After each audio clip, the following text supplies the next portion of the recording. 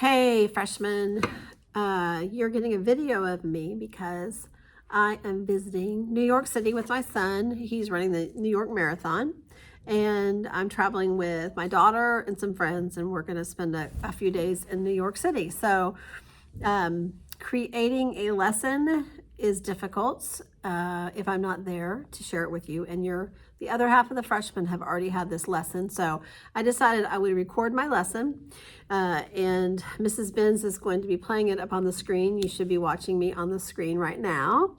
This is a little unusual, but during COVID, I did a lot of these videos. So bear with me. I'll probably have some mistakes and fiddle with the camera a little bit, and I have to look at my computer and look at notes and that sort of thing, but pretend like I'm here. And I keep sneezing, so there's something in the air. So if I sneeze, I'm sorry.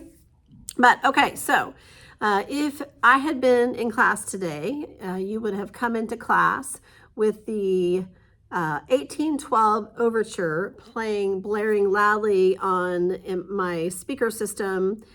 Tchaikovsky wrote the 1812 Overture. He's a very famous Russian composer. And so today we are jumping into our first lesson on Russia. Again, I apologize. I'm not here to actually teach the lesson to you in person, but we'll make up for it as we go along. Just a few housekeeping things. You should have already turned in, or Mrs. Benz will ask for your latitude and longitude graphing homework. I'm going to send an email, or I should have sent an email. You should have received an email from me reminding you to turn that in.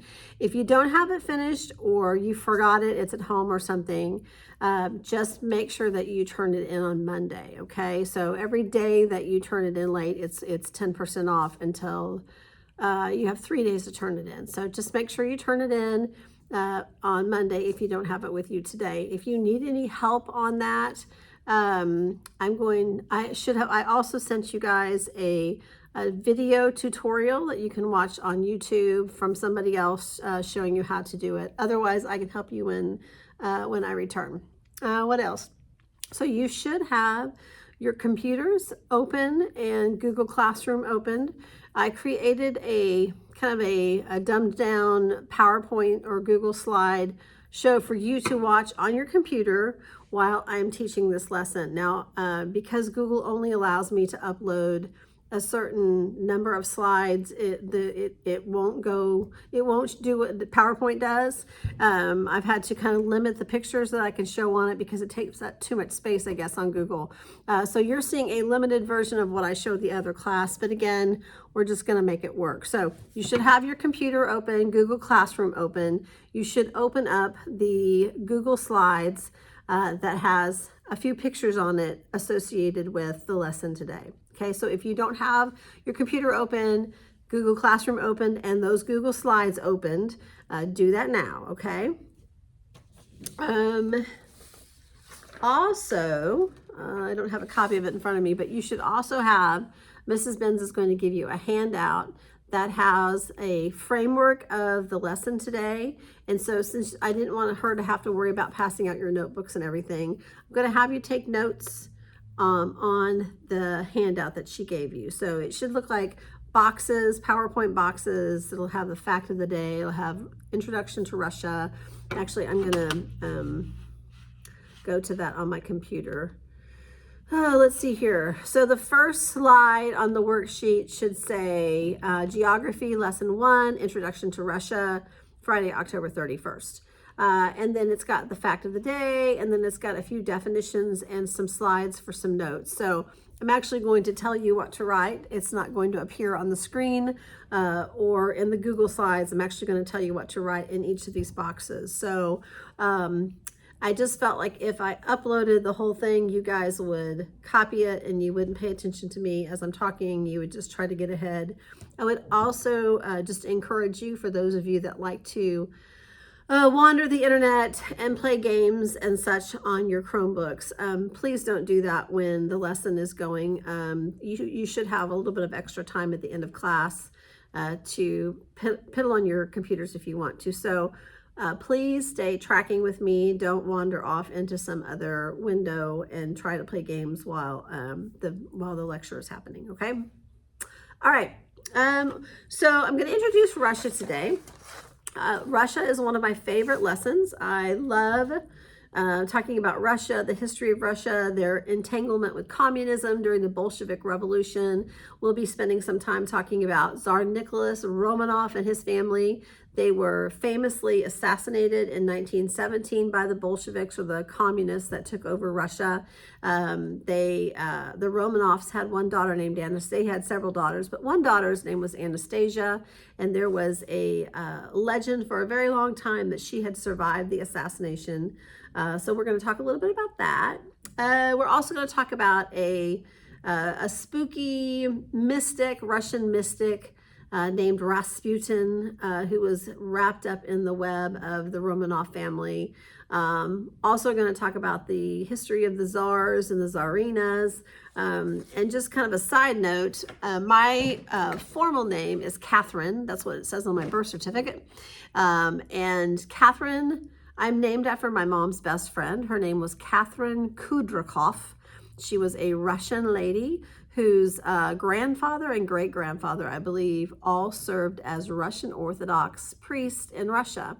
At one time, I thought she told me that they had actually served the czars' families. I'm not sure if that's true now, but I grew up believing that. So I feel an affinity with the Russians because I have a very Russian name. Catherine is a very Russian name. However, as far as I know, I have no Russian blood in me. So anyway, we're also going to talk about the modern state of Russia as it relates to Vladimir Putin and all the saber rattling that he does in the world, the war in Ukraine and how that's connected to some of Russia's history. So lots to tell. Today, however, we're going to focus mostly on the physical characteristics or geography of Russia. So we're in chapter 16. You will also need your book today. So if you don't have your book with you, I'm going to set out a few extra on the counter that Mrs. Benz can loan you during class, but you will need your book as well. So, all right, all that said, you go ahead and have your notes in front of you, the handout that she gave you. We're going to start out with a fact of the day. Today is Friday, October 31st, and our fact of the day today is Peter the Great. So you will notice in your Google Slides that there is a picture of Peter the Great under fact of the day. It says Russian Tsar Peter the Great. And so the other class was like, how do you spell Tsar? Because I didn't have it written on the board. And so I spelled it out for them. If you look at the word, let me see if you've got that on yours. I'm not even sure if I included that because I can. I'll include it in that one. If you look at the word Tsar, C-Z-A-R, if you sound it out phonetically, C-Z-R, Caesar, Tsar is the Russian word for Caesar. Caesar means emperor or leader. And so the Russian czars are the leaders or the emperors of the Russian Empire.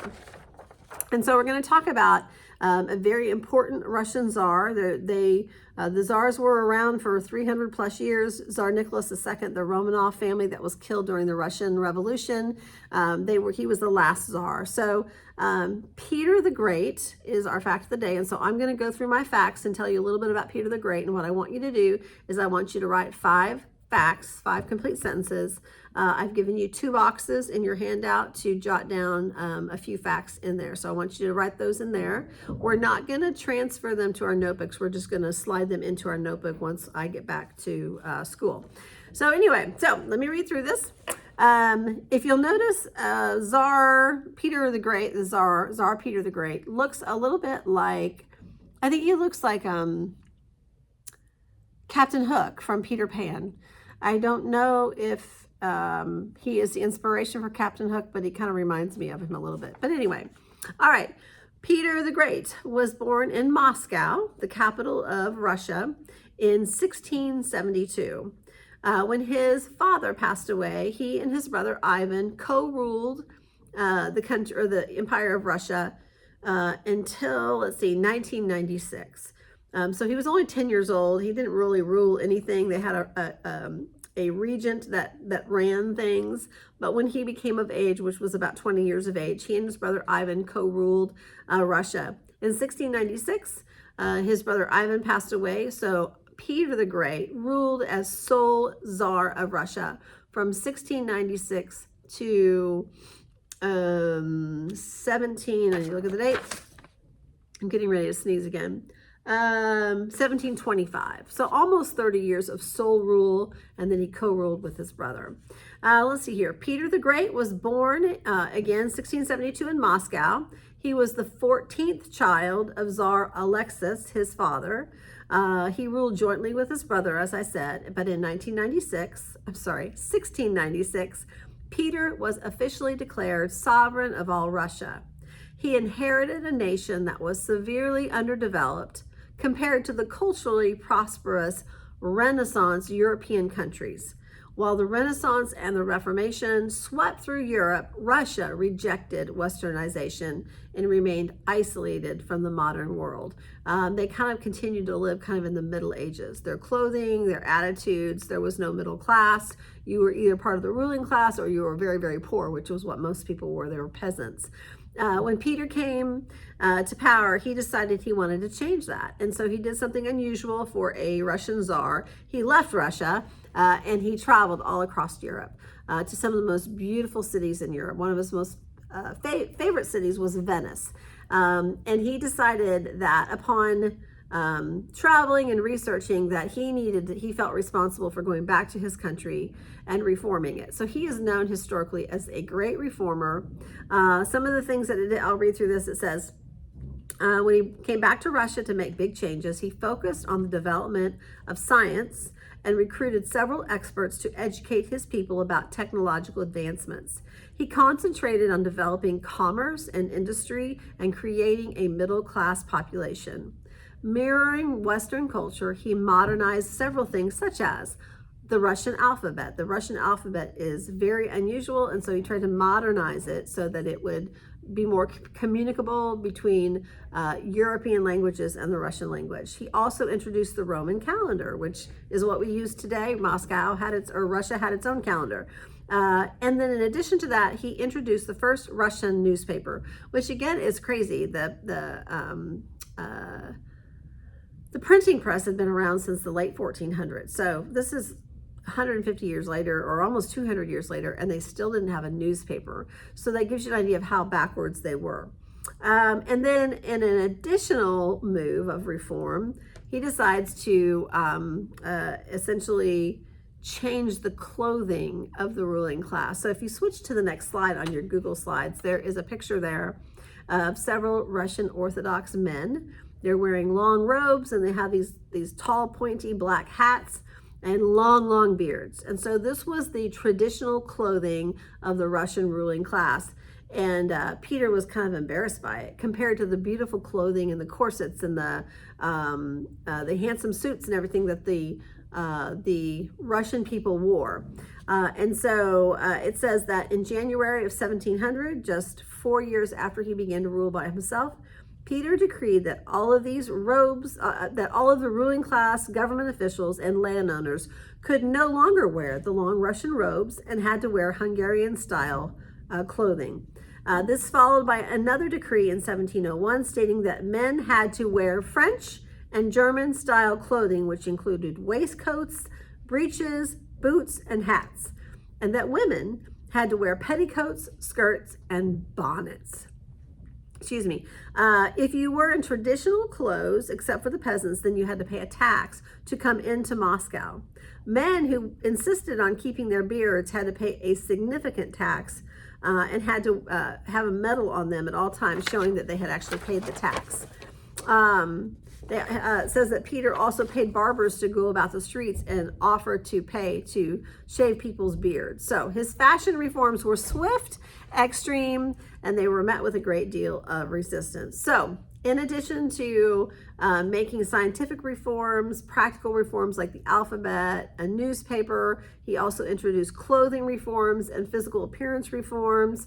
And then he also enlarged the size of the Russian Empire. He took control of countries like Finland, Lithuania, Latvia, portions of Ukraine, modern day Ukraine, got access to the Black Sea. Enlarged his navy. So he increased the size of the Russian Empire, created a navy once they had access to the sea, and made them a more powerful, threatening force on the continent.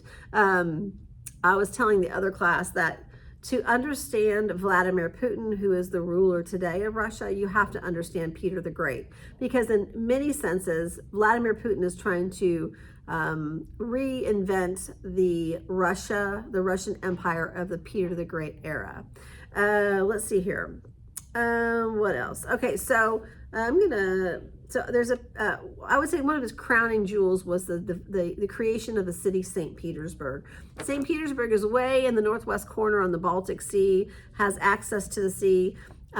Peter decided he was going to create the city in the style of European cities. It looks a lot like Venice. It has all of these canals that run through the city. If I was in class and I had access to my computer, I would show you all kinds of beautiful pictures of the city of St. Petersburg. And I have a video that I showed the other class, but I just can't make that work today. So I have included one picture of St. Petersburg, which is a picture of the coastal area. It's just stunningly beautiful. The Winter Palace is there, Catherine the Great's palace, government buildings, churches. It's just an absolutely beautiful, beautiful city, European city on the Baltic Sea, and it bears his name. It became the capital of Russia. He moved the capital from Moscow to St. Petersburg, and it was one of the things he was most proud of. It was also there that many of the ships for the Russian Navy were built. Oh, there's the bell.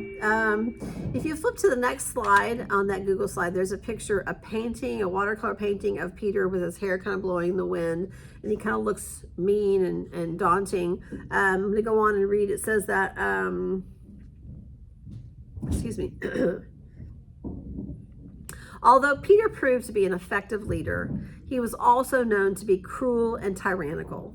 The high taxes that accompanied his various reforms led to revolts among many of its citizens, which were immediately suppressed by the imposing ruler. Peter was a daunting 6 foot 6 inches tall. He was a very handsome man who drank excessively and harbored violent tendencies. He could become very abusive. He married 2 times and had 11 children, many of whom died in infancy. His oldest son from his first marriage was convicted of high treason by his father and secretly executed when his father determined that he did not want to become the next czar. So he killed his own son. Peter the Great died in February of 1725 without nominating an heir. He is entombed today in the Cathedral of St. Peter and Paul, located in St. Petersburg. So his personal life was a bit of a mixed bag. He was, like many rulers of his era, had good leadership skills, but also had a kind of a dark side. So, all right. So that, hopefully you got 5 things out of that. So the next picture on the slideshow shows a picture of Vladimir Putin on Time magazine, posing in the same position as a very famous painting of Peter the Great. And as it says on the slide, to understand Vladimir Putin, you really need to understand Peter the Great. So Vladimir Putin is trying to, again, recreate the Russian Empire of Peter the Great's era.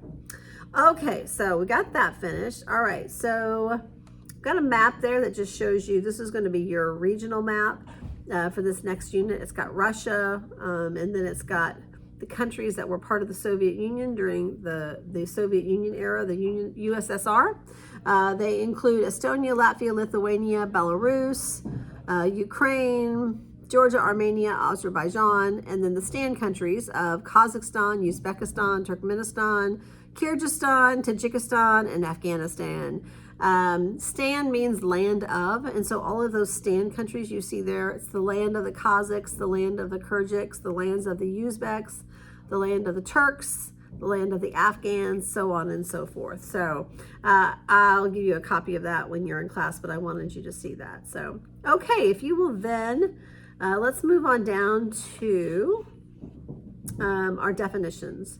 So I'm going to give you a little description, and then I want you to write the definition in the box. Okay, so let's start with the first one. Trans-Siberian Railroad. So the Trans-Siberian Railroad was a railroad that traversed the country of Russia from west to east, and it was really the only safe way to travel through Siberia. Siberia is the eastern portion of Russia. The western portion of Russia is Europe. The eastern portion on the east side of the Ural Mountains is Asia. So Siberia is synonymous with the Asian portions of Russia. And generally speaking, it's very, very sparsely populated. There is a lot of natural resources in Siberia, but not a lot of people live there. So the Trans-Siberian Railroad, I would like for you to write this down, was built between 1891 and 1916. I'll say that again. It was built between 1891 and 1916. It covers 5,700 miles. So that's 5,700 miles. So it was built between 1891 and 1916, and it covers 5,700 miles. It starts in Moscow and dumps in the Pacific Ocean. So write that down as well. 1891 to 1916, 5,700 miles long, starts in Moscow, finishes at the Pacific Ocean. All right, next definition, tundra. The next definition is tundra, I think. Yeah, nope, I lied. It's Siberia. Okay, so Siberia, shoot, I don't have that definition written down. Oh, what shall we use? Okay, Siberia is the Asian portion of Russia. I have included the map on here, and it says Siberia, Siberia, Siberia, Siberia, Siberia. So definition for Siberia is the Asian portion of Russia. It's everything east of those Ural Mountains, the eastern portion of Russia. Okay, the next one is tundra.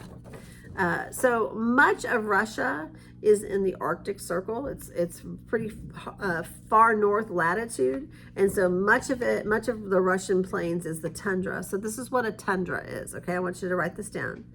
Tundra is a treeless area between the ice cap of the North Pole and the tree line, where trees grow. It is a treeless area between the northern pole ice cap and the tree line, where trees start to grow. Also include that it is in the Arctic regions. So it's way high up north. It's in the Arctic region. So a treeless area between the ice cap and the North Pole and where the tree line is. And it is in the Arctic regions. Okay.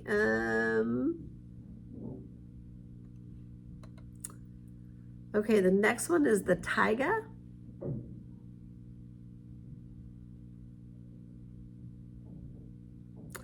The taiga is an evergreen forest in high northern latitudes. It is the evergreen forest in high northern latitudes. So you'll see that in Canada, you'll find it in Russia, you'll find it in, I think, portions of Europe. I haven't included a map on this one, but I think I've got one in the power. Let me look here. Yeah.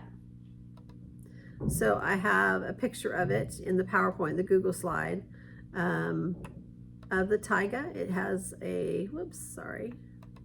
It's got a picture of the tundra map that shows you where the tundra is. And then it's also got a picture of the taiga forest. So it goes through Alaska, down into Canada, and then across Norway, Sweden, and the portions of Russia. So the stuff north of the taiga is the tundra. So you have the tundra and then the taiga, or taiga, sorry. All right, the next word that you have is the steppe. All right, the steppe, S-T-E-P-P-E. This is an easy one. A steppe is a flat grassland. And if you look at your Google Slides, I just have a picture there of a flat, looks like a wheat field maybe. So they're everywhere. They fall below the tree line. So it's tundra, taiga, steppe. The steppe is usually elevated plateau area that creates a flat grassland. So if you look at the map of it, I guess I didn't include the one of North America, but there is also the steppe in North America, which no surprise runs through the middle part of the prairies of North America. Kansas, Nebraska, Iowa, those places. The map that I've included in your Google Slides shows Ukraine, Kazakhstan, northern part of Kazakhstan into Russia, and then into the northern part of Mongolia. So Ukraine is actually referred to as the breadbasket of Europe because they produce so much food, so many grains, different varieties of grains. And so historically, it has fed a lot of Europe. Ukraine has fed a lot of Europe. All right. Hopefully you've got that. All right, now we're going to move on to notes. And you'll notice in the box on your handout, it actually has the title says notes, and there's 3 slides. So I'm going to read through these, and I'm going to have you copy them down as well. So these are all physical features of Russia that are found in chapter 16, section 1. When we are done with this lecture here, this video lecture, I'm going to ask you guys to read through chapter 16, section 1, which will reinforce what we just wrote down. I'm going to have you read it, and then I'm going to have you take a reading quiz. So pay close attention as we're taking notes, because there will be some overlap. So, okay, so notes, first slide. Let me flip back over to the other. All right, so the Google Slides that you have, there's only one that says Russia's physical features. There's no pictures associated with it. I'll show you pictures associated with this when I return. So, all right, slide number 1 on your handout. I'm going to say half of Russia is on the continent of Europe, and half of Russia is on the continent of Asia. So it's split between the continents of Europe and Asia. Write that down. Half of Russia is in Europe, half of Russia is in Asia.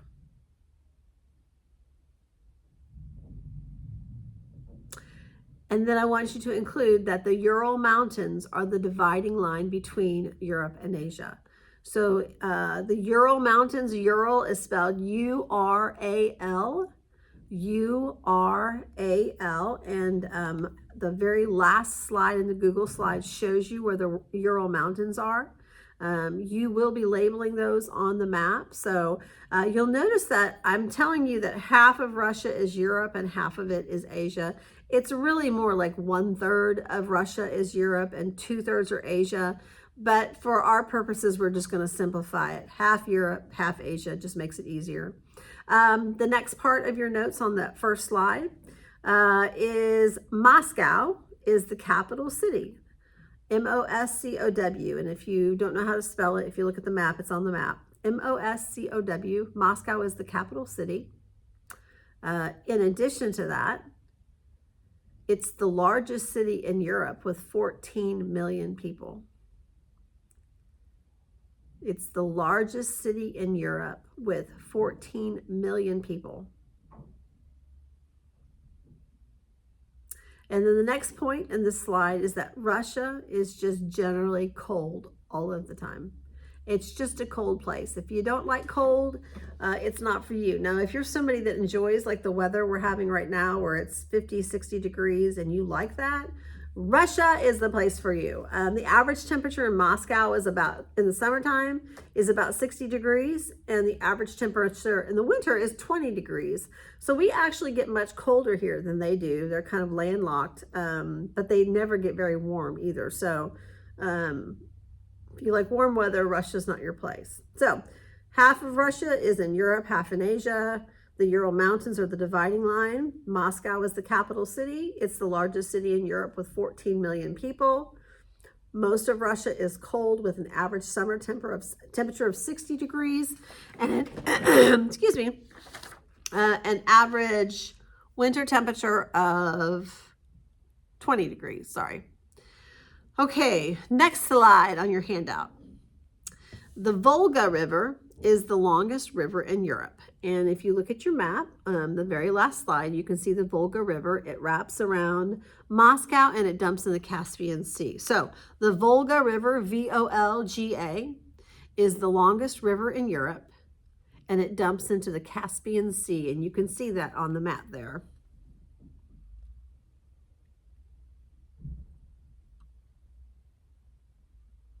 The Volga River is the longest river in Europe, and it empties into the Caspian Sea. All right, I want you to look on that map and find Lake Baikal. It's in the Siberian portion of Russia. You can see it there. There's a little arrow to it. It looks like a little thumbnail. It's just a little sliver, almost like a crescent moon. I wanted you to look at that to see how it's spelled. But Lake Baikal in Siberia is the world's deepest lake. Lake Baikal in Siberia is the world's deepest lake. It is 5,600 feet deep. 5,600 feet deep, which is a little more than a mile. A little more than a mile deep. I'm going to show you some pictures of Lake Baikal. It's actually a professional photographers, one of their favorite places to take pictures. There's a very unusual thing that happens as the lake is freezing. Because it's so deep, scuba divers can dive underneath the ice, and there's these really unusual rock formations, but we'll take a look at that later. So again, it's 5,600 feet deep, a little more than a mile. All right, last slide, and then we're gonna wrap up this lecture. So if you look at the map again in your Google Slides, if you'll find the Caspian Sea again, the Caspian Sea is the world's largest inland sea. It has no tributaries that go out of it. So it's landlocked, which makes it salty. I don't know if that's why they call it a sea, because like the Salt Lake is a lake, but it's salty. The Dead Sea is considered a sea, but it has no tributaries that leave it, and so it becomes very salty. Now the Caspian Sea is not as salty, but it is the world's largest inland sea, or landlocked sea. Let's see here. I think I'm going to skip that one. Okay, this is the last bullet point for this slide. The Asian part of Russia has all kinds of natural resources, and I'm going to list them for you. So Asian Russia, the Siberian portion of Russia, has all kinds of natural resources. Very, very few people live there, but they have lots of natural resources, and I'm going to list those for you. Copper, silver, diamonds and petroleum,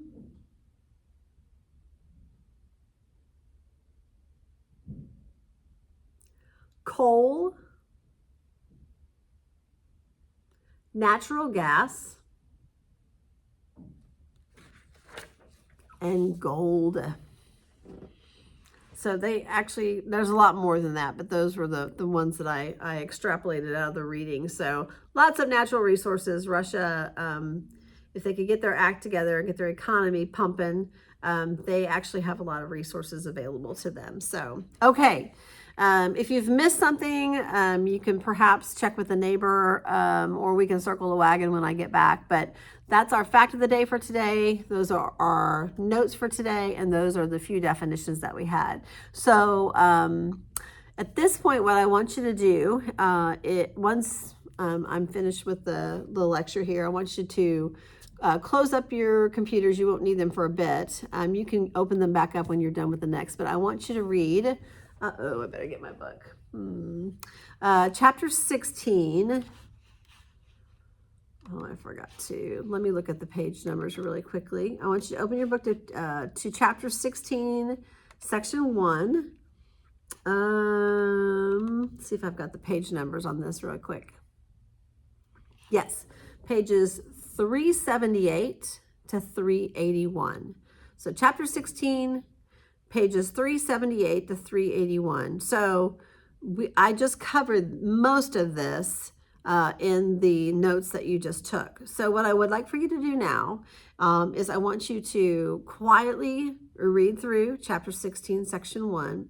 When you have sufficiently finished reading it, I want you to tuck your notes that we just took inside your book, put your book inside your desk or out of your way where you can't access it. And I want you to come over to Mrs. Benz and I want you to get a reading quiz. So I want you to take the reading quiz without the assistance of your book or your notes.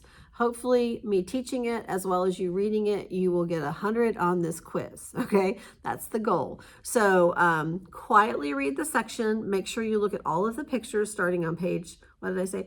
378 through 381. Look at the maps, know what they mean, read the subtitles, all of that stuff. And then when you're finished, slide your notes into your book, close your book, get your book out of the way, ask Mrs. Benz for a copy of the quiz. She will give you a quiz when you're finished. I want you to give it back to her. And then I want you to sit quietly. I don't want you guys making a lot of noise. I want everybody to have an opportunity to finish. When everybody is finished with the reading quiz, if you want to actually, if you can work quietly on your computers after you're finished with the quiz, you can do that, but no noise until everybody's finished. I do want everybody to stay in their seats for the remainder of the class time. And I just want to make sure that you guys don't take advantage of having a sub, not that you would, but I want you to be respectful to Mrs. Benz and I want you to work quietly until the bell rings. So with that said, a couple of instructions looking ahead to Monday. So we're going to do something on Monday that we've not done in class before, which I do every year. I just haven't started it yet. Usually I've already started by now, but the first 4 chapters of your geography book are physical geography chapters that have more to do with mapping, cartography, physical science related things, lots and lots of terms associated with physical geography. It's the first 4 chapters are not about countries and culture and that sort of thing. It's kind of what I refer to as the boring stuff. I'm not a science person, so my bad on that. But I have to cover the first 4 chapters, even though it's not my favorite, because a lot of those vocabulary words and such show up on state assessment tests and standardized testing. So I have to teach them to you. So the way I tackle them historically is starting about the middle of first quarter. Every other Monday or so, we will have a boring bookwork day where we will open up our computers. I upload the assignment to Google Classroom. You bring in your book, you read the section, you answer the questions, which highlight that vocab and that sort of thing. But I haven't done it this year. I just haven't gotten around to it. So we need to get started on it. So I thought Monday would be a good time to start that since I'm not going to be here. So when you come to class on Monday, again, bring your Chromebooks, bring your textbook. You're going to open Google Classroom, and in Google Classroom, there's going to be an assignment posted with instructions about how I want you to answer the Chapter 1 section review questions. I'm pretty specific about how I want you to tackle it. So for Monday, I'll try to send you an email to remind you. Bring in your bring in your books, your textbooks, and your Chromebooks, and you're going to be doing boring bookwork on Monday. So, and then I'll be back on Tuesday. I apologize for being gone, but this was kind of a once in a lifetime event, and I just felt like I needed to be there to support my son. So, and I'm looking forward to a little New York City fun. Going to go to a Broadway show and a few other things. So anyway, I appreciate you guys. I actually do miss you. Sorry that I'm not there, but I trust that you are going to handle this just fine. So I will see you on Tuesday of next week. Email me if you have any questions.